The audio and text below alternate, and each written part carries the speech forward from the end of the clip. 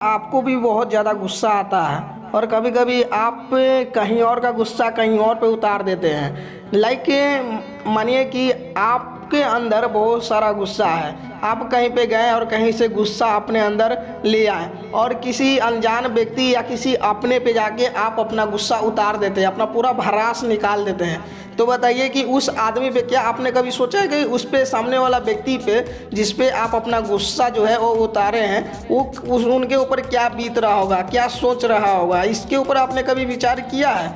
अगर नहीं तो आज ये इस वीडियो में आप लोग जानेंगे लोक व्यवहार बुक का चैप्टर नंबर 4 शहद की बूंद।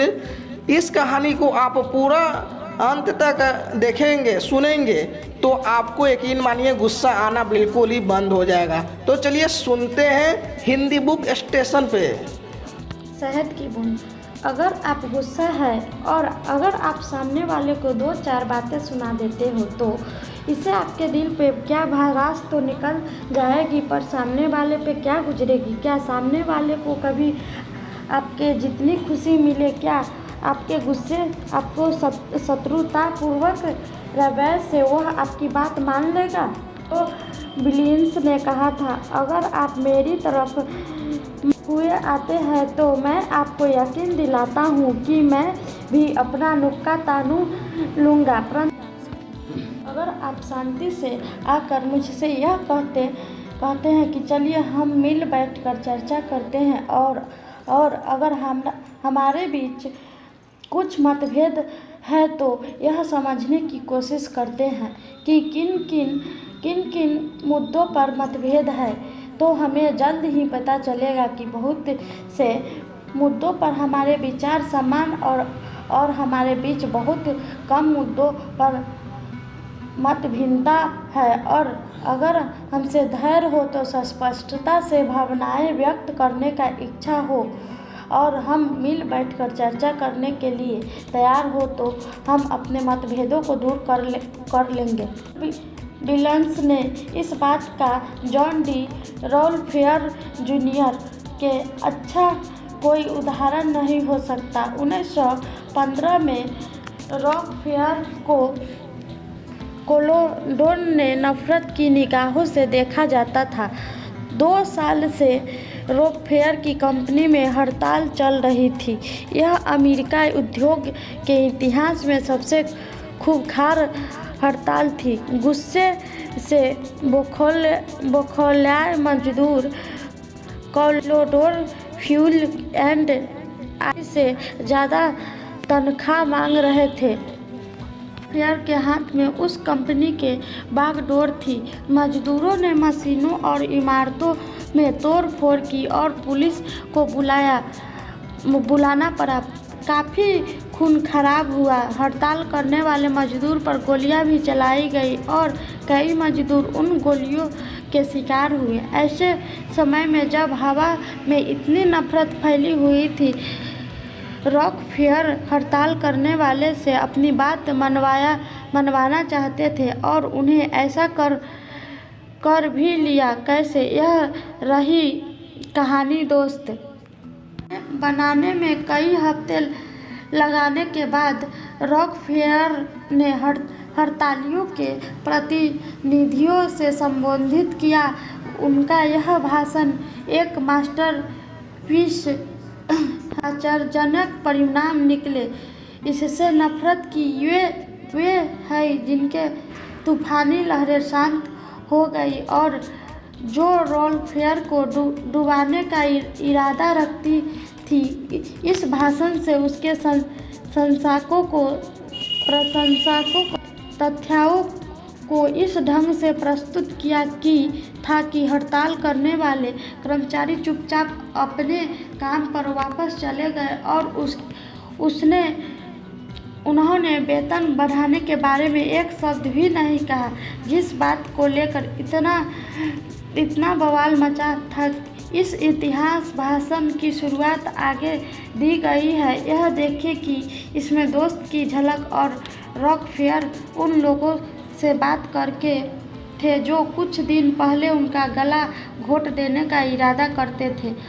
यह चाहते थे कि उन्हें किसी पेड़ पर फांसी लगाकर मार दिया जाए, परंतु रॉकफेलर इतने अधिक दोस्ताना थे जितने अधिक उदाहरण थे, मानो वे मेडिकल म्यूजिशियन में संबोधित करते थे। उन्होंने उनके भाषण में इस तरह के वाक्यांश थे, मुझसे गर्व है कि मैं यहाँ हूँ, मैं आपके घरों में मेहमान बनकर आया था, मैं आपकी पत्नियों और बच्चों से मिल चुका हूँ, अजनबियों की तरह नहीं बल्कि दोस्तों की तरह मिल रहे हैं और हमारे हित साझा है और आपकी सहायता वजह से ही यह यहाँ पर है।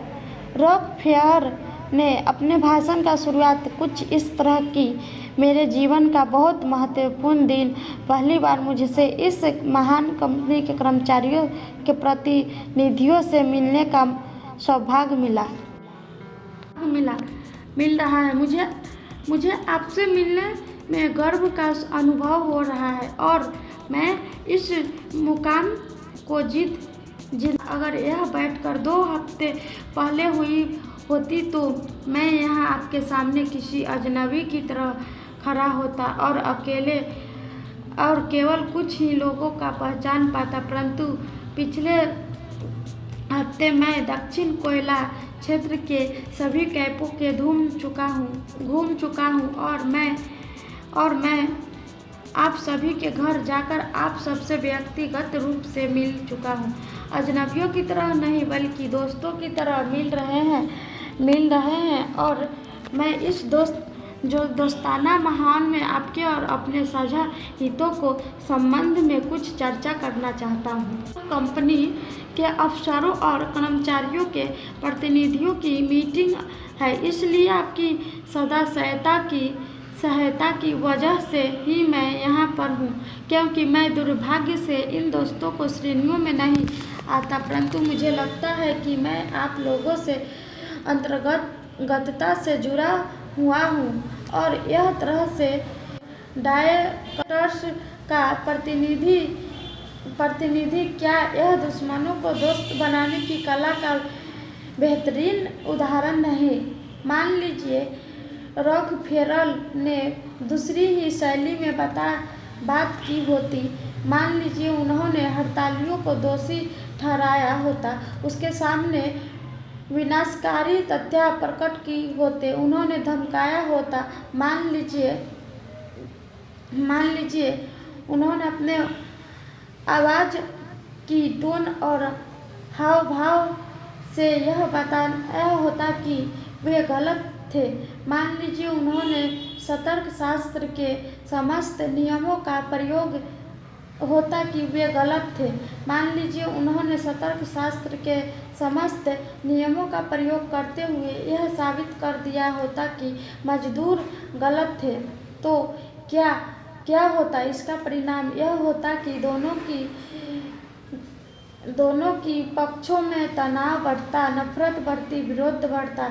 अगर किसी मनुष्य के दिल में आपके प्रति दुर्भावना है तो विद्वेष है तो आप सतर्क शास्त्र के सहारे उससे अपनी बात नहीं मनवा सकते हैं। डटने वाले माँ बाप, फटकारने वाले बॉस और पति तथा चीट पत्नियों को यह समझ लेना चाहिए कि लोग अपने विचार नहीं बदलना चाहते। शक्ति के प्रयोग द्वारा उन्होंने इस बात के लिए मजबूर नहीं किया आपसे या मुझसे सहमत हो जाए, परंतु अगर हम उनके प्रति विनम्र और दोस्ताना व्यवहार करें तो शायद हम उनसे अपनी बात मनवा सकें। लिंकन ने यही बात 100 साल पहले कही थी। यह रहे उनके शब्द। एक पुरानी और सच्ची कहावत है, एक गैलन सिरके के